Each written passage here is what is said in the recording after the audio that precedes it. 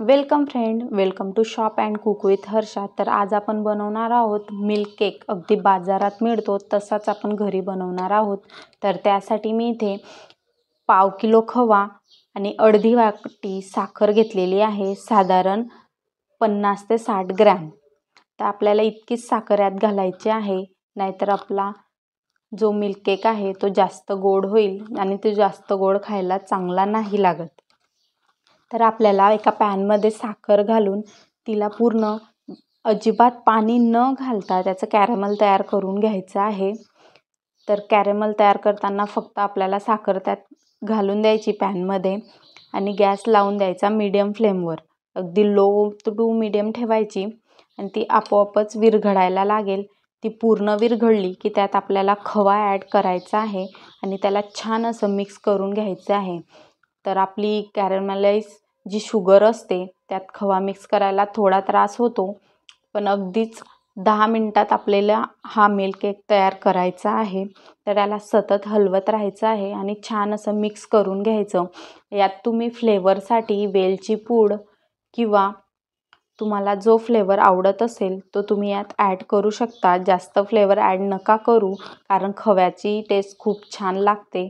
तर जास्त फ्लेवरची तशीही गरजच नसते। तर छान याला मिक्स करून कडेने सुटेपर्यंत आपल्याला परतून घ्यायचं आहे आणि एका भांड्याला तूप लावून आपल्याला रेडी ठेवायचं आहे।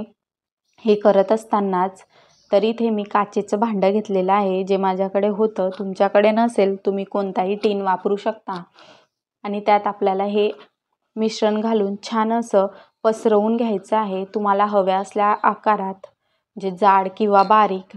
आणि याला रूम टेम्परेचरवर सेट होऊ द्यायचं आहे अगदी 1 ते 1.5 तासांसाठी।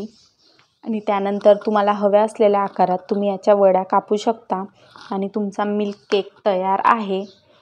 तर तुम्हाला ही रेसिपी कशी वाटली कमेंट करून नक्की कळवा आणि व्हिडिओ आवडला असेल तर व्हिडिओला लाईक आणि चॅनलला सबस्क्राईब करायला विसरू नका।